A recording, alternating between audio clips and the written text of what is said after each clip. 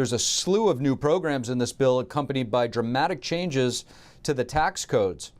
NTD's Melina Wisecup walks us through some of the most transformative programs and what they'll cost you and your grandchildren for generations to come.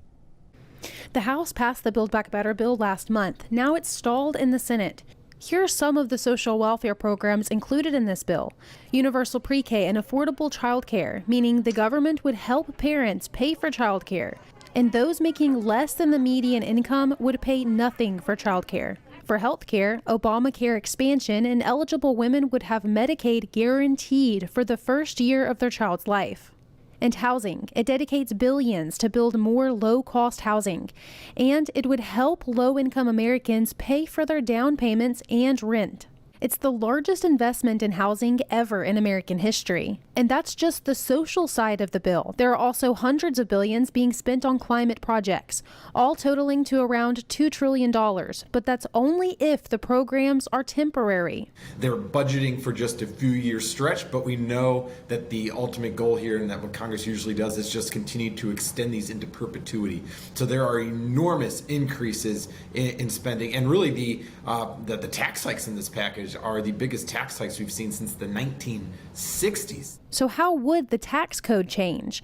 If you make more than $10 million, you'll pay 5% more on top of the 37% you already pay. This would put the top marginal income tax rate for individuals at over 45%. And if you live in a high tax area like New York City, well, that means that about 60% of your income as an individual could be shuttled off to the federal government and make our business taxes higher than communist China. And Melina, we've heard from economists and critics of this bill that it would do more harm than good for low-income families. Why is that? Well, Steve, critics say that because of the ripple effects that these higher taxes could have. So particularly when you look at the business impacts, if it costs more to do business, businesses will pass those prices on to consumers. And not only that, they'll try to keep their wages down. So they'll hire less people or they'll lay off people currently working for them.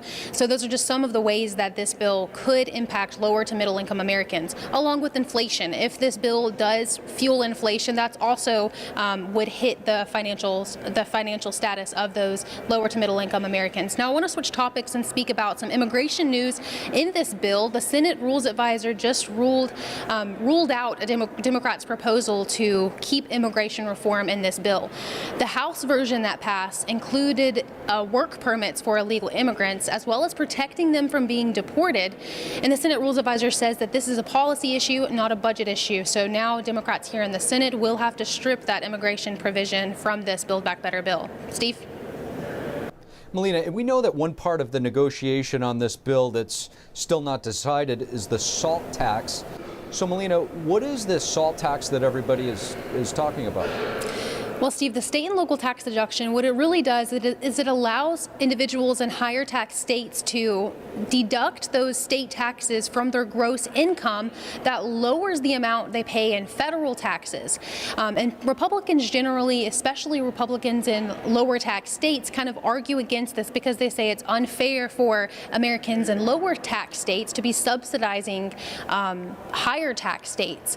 But it doesn't just gain pushback from Republicans. There are some progressives who are against this because they say this would be just a giveaway to the wealthy, since it would allow wealthier individuals in higher tax states to have tax breaks on their federal taxes. Steve? Melina Wisecup, thank you for that.